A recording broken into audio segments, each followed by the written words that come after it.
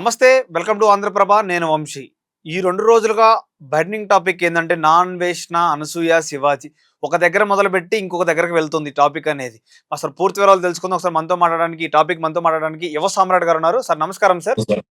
Sir, ఈ శీతాకాలంలో కూడా హీట్‌గా పుట్టించే విషయం ఏందంటే, నాన్ వేషన అంటే ఫస్ట్ 'శివాజీ' దగ్గర నుంచి, 'అనసూయ' దగ్గర నుంచి తర్వాత నాన్ వేషన దగ్గరకొచ్చాడు.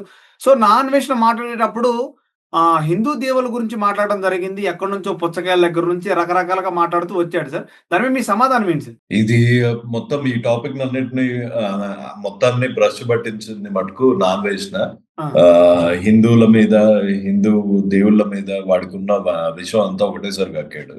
హ్మ్. సో శివాజీ గారి టాపిక్ కి, అన్వేషణ టాపిక్ కి డిఫరెంట్. శివాజీ గారు ఏం చెప్పారు? హ్మ్. పద్ధతిగా బట్టలేసుకోండి, హీరోయిన్లు నిండుగా చీరలు కట్టుకోవాలన్నాడు. ఆయన రెండు వేస్ట్ మాటలు మాట్లాడాడు, ముండా గిడ్డ అనుకుంటూ మాట్లాడాడు. హ్మ్. దాని గురించి అపాలజీ కూడా చెప్పాడు. సామాన్లు ముండా అన్నందుకు ఆ ఆ! పదాల గురించి నేను బేషరతుగా క్షమాపణ చెప్తున్నాను అని చెప్పేసాడు. There ends story. అండ్ అనసూయ గారు ఎందుకు రియాక్ట్ అయ్యారు, ఆవిడకి ఎలా ఉంటే ఇష్టం, ఆవిడ బట్టలు ఎలా వేసుకోవాలి అని చెప్పే హక్కు నాకు డెఫినెట్ గా లేదు. ఆవిడ ఏది వేసుకున్నా ఆవిడ ఆవిడ ఇమేజ్ కి తగ్గట్టు ఆవిడ ఏది వేసుకున్నా ఆవిడ్ని విపరీతంగా ప్రేమించే బ్యాచ్ లో గానీ, ద్వేషించే బ్యాచ్ లో గానీ నేను లేను కాబట్టి okay. I do not care. Okay. మరి నాన్ వేషన వచ్చేసి హిందూ దేవుల గురించి మాట్లాడాడు. అంటే సారీ కూడా చెప్పాడు కదా!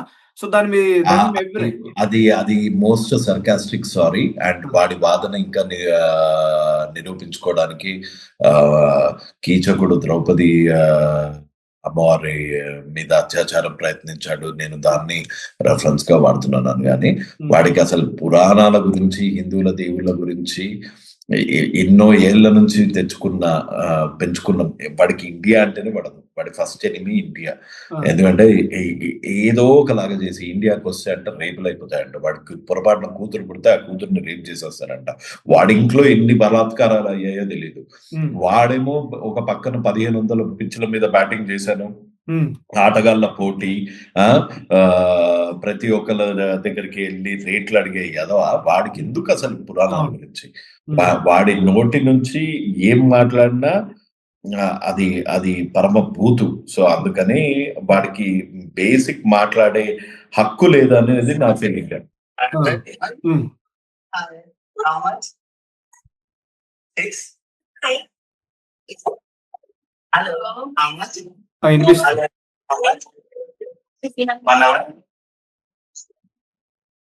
ఒక గంటకి ఒక వేశ్య ఎంత తీసుకుంటుందో అనే ప్రతి డోరు బ్రోతల్ హౌస్‌కి వెళ్ళి నాక్ చేసే దరిద్రుడికి అంత వాడికి ఆడవాళ్ళ హక్కు గురించి గాని, హిందూ దేవుళ్ళ గురించి గాని మాట్లాడి అసలు ఏ దేవుడి గురించి మాట్లాడే హక్కు లేదు అన్నది నా పర్సనల్ ఫీలింగ్.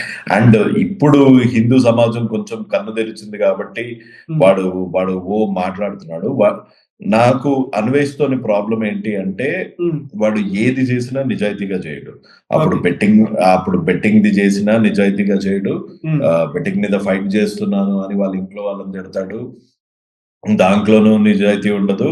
వాడికి వాడు ఏ పని చేసినా అందులో నిజాయితీ ఉండదు అని నా స్ట్రాంగ్ ఫీలింగ్. లైక్ ఇప్పుడు తన సబ్స్క్రైబర్ కూడా మినిమం 2 లక్షల వరకు తగ్గారని చెప్తున్నారు. కేవలం హిందూ వాళ్ళే బైబిల్ దేవుని ఆజ్ఞ లేకుండా 125 దేశాలు నేను తిరగలుగుతాను. పాత నిబంధనలు పొద్దున్న 5 గంటల పంతో అంటే 7 సంవత్సరాల నుంచి నేను పట్టుకుంటున్నాను. నేను అందరికీ తెలుసు. ఇప్పుడు బైబిల్ దేవుని ఆజ్ఞ లేకుండా 125 దేశాలు నేను తిరగలుగుతాను. ఇప్పుడు బైబిల్ ఏం చెప్తుంది అంటే యేసుక్రీస్తు ఒకడే దేవుడు అని చెప్తుంది.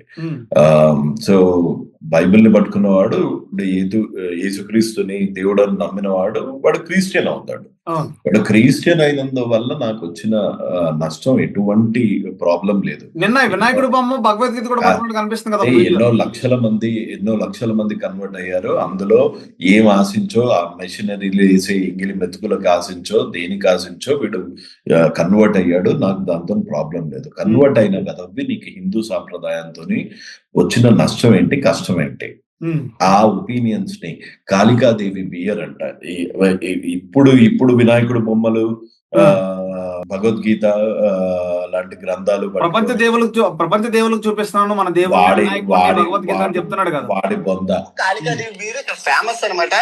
లక్ష్మీదేవి బీరును కాళికాదేవి బీరు ఇక్కడ ఫేమస్ అనమాట.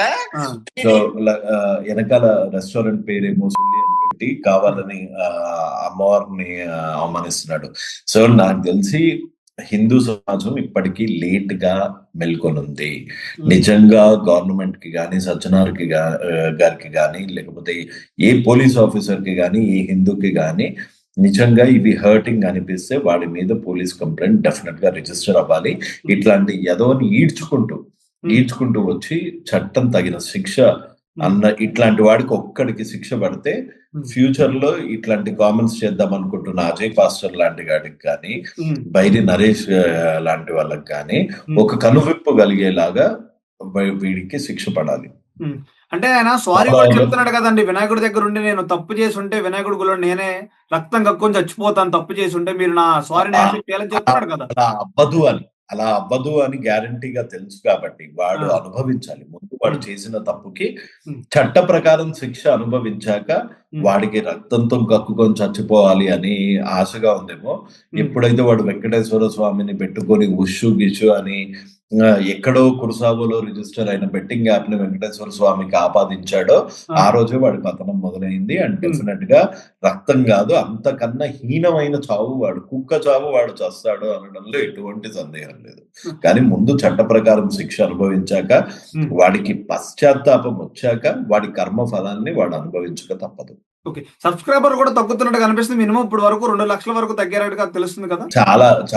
ఇది చాలా లేట్ గా వచ్చింది. ఇప్పుడు కాదు, ఎప్పుడో. అసలు అట్లాంటి వాడు పక్కన అమ్మాయి లేనిది వీడియో చెయ్యలేని యదవ. ఒక టైప్ లో ఒక యాంగిల్ లో చెప్పాలి అంటే నేను ఈ ఆటగాళ్ళ పోటీలు పెడతాను అని రేప్స్ ని ఎంకరేజ్ చేస్తున్న యదవ కూడా ఇక్కడ. థాయిలాండ్, బ్యాంకాక్, అక్కడ వ్యభిచారం లీగల్ అయింది.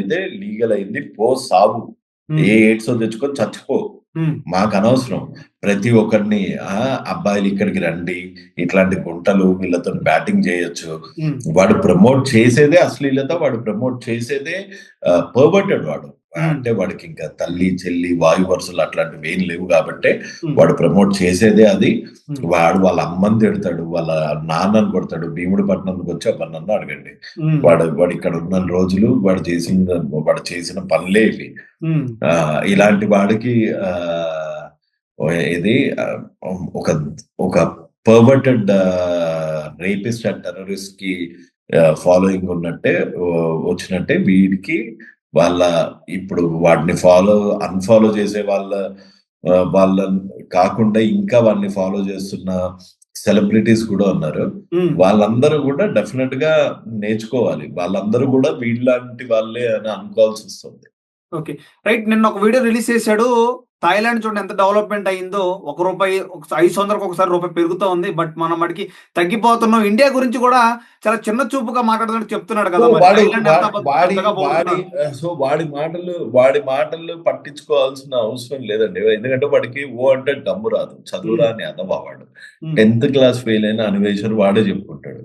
సో వాడంతా ఏదో ఇంకోటి లేడు. వాడికి థాయిలాండ్ లో జనాభా ఎంత, ఇండియాలో జనాభా ఎంత, థాయిలాండ్ కి ఉన్న పర్ క్యాపిటా ఇన్కమ్ ఏంటి, మన 4th largest 5th largest economy అంటే మన ఏరియా ఏంటి, మన పాపులేషన్ ఏంటి, మన లిటరసీ రేట్ ఏంటి, ఒక ప్లాన్ ని ఇండియాలో అన్ని జోన్లలోనూ అన్ని రాష్ట్రాల్లోనూ ఇంప్లిమెంట్ చేయాలంటే వచ్చే లీగల్ కంప్లయన్సెస్ ఏంటి, ఒక ఎకనామిక్ రిఫార్మ్ తీసుకోవాలంటే వచ్చే కంప్లయన్స్ ఏంటి. వాడికి అసలు ఇండియా గురించే తెలియదు. వాడు బట్టల గురించి మాట్లాడుతున్నాడు. వాడు థాయిలాండ్ తోని, అమెరికాతోని, లేకపోతే ఇంకో దాంతోని వాళ్ళందరికీ మాటలు రానప్పుడు మన దగ్గర గణిత శాస్త్రం పుట్టింది. వాళ్ళందరూ బట్టలు వేసుకోకుండా ఆకులు కట్టుకొని తిరుగుతున్నప్పుడు చలికి అల్లాడిపోయి జంతు చర్మాలు ఆకులు కట్టుకొని తిరిగినప్పుడు మన దేశంలో పట్టు వస్త్రాలు కట్టుకున్నారు. సో వాడికి ఇండియా అంటే తెలీదు, వాడికి ఇండియన్ కేపబిలిటీ తెలీదు, వరల్డ్ వరల్డ్ కి ఫార్మసీ అంటారు ఇండియాని.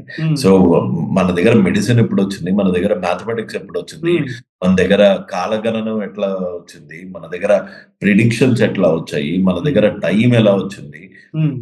సో వాడికి దేని మీద ఒక కంప్లీట్ పట్టు ఉండదు, ప్రతి దాంట్లోనూ దూరిపోతాడు. బిన్బునాయ్ భారత్ అన్నట్టు ప్రతి భారత్ కి వచ్చి వాడి చెడ్డ నోరు, వాడి అశ్లీలత, వాడి బూతులు మాట్లాడుకొని వెళ్ళిపోతాడు. అంటే అంతే. వాడు నాన్ వేషన్ చెప్పి చాలా మంది నమ్ముతూ ఉంటారు, ఎందుకంటే చాలా ప్రపంచ దేశాలు చూపిస్తా చెప్పా ఉంటారు కదా, కదా. చెప్పా కదా, ఆ వెనకాల అమ్మాయిలను పెట్టుకొని అంత లీకిగా అంత చిల్లరగా చేస్తే కొంతమందికి నచ్చిందేమో, సో అందుకని ఫాలో అవుతున్నారేమో. వాడొక్కడే దరిద్రుడు అని ఎక్కడ అనట్లే కదా, వాళ్ళంటి దరిద్రులు చాలా మంది ఉన్నారు. అలాంటి దరిద్రుల్లో ఆ, ఇంకా ఇంకా ఇంకా 23 లక్షలు 22 లక్షల మంది ఇంకా అలాంటి దరిద్రులు ఉన్నారు అని అర్థం. ఓకే, మనకి ఫ్యూచర్ రేపిస్టులు ఎవరు అని తెలియాలి అంటే ఎక్కడెక్కడ ఎతకక్కర్లే, అన్వేష్ గడ్ ఫాలోవర్స్ చూస్తే సరిపోతుంది. రైట్. చివరగా ఇక్కడ ఇండియన్స్ కి ఒక మాట చెప్పాలంటే ఏం చెప్తారు, తర్వాత సనాతన ధర్మం పాటించే వాళ్ళకి ఏం చెప్దాం అనుకుంటున్నారు నాన్ వేషన్ గురించి? నేను సనాతన ధర్మం గురించి మాట్లాడేంత పెద్దవాడిని కాదు. ఓకే, నాకు దైవభక్తి ఉంది, దేవుడు అంటే భయం ఉంది. కానీ ధర్మం గురించి మాట్లాడితే తోలు ఒలిచేసేలాగా అన్వేష్ లాంటి వధవ మీద గనక మనం అందరం కలిసి కట్టుగా పోరాడకపోతే, ఇవాళ అన్వేష్ అన్నాడు, రేపొద్దున ఇంకోటి మాట్లాడతాడు, ఆ తర్వాత ఇంకోటి మాట్లాడతాడు.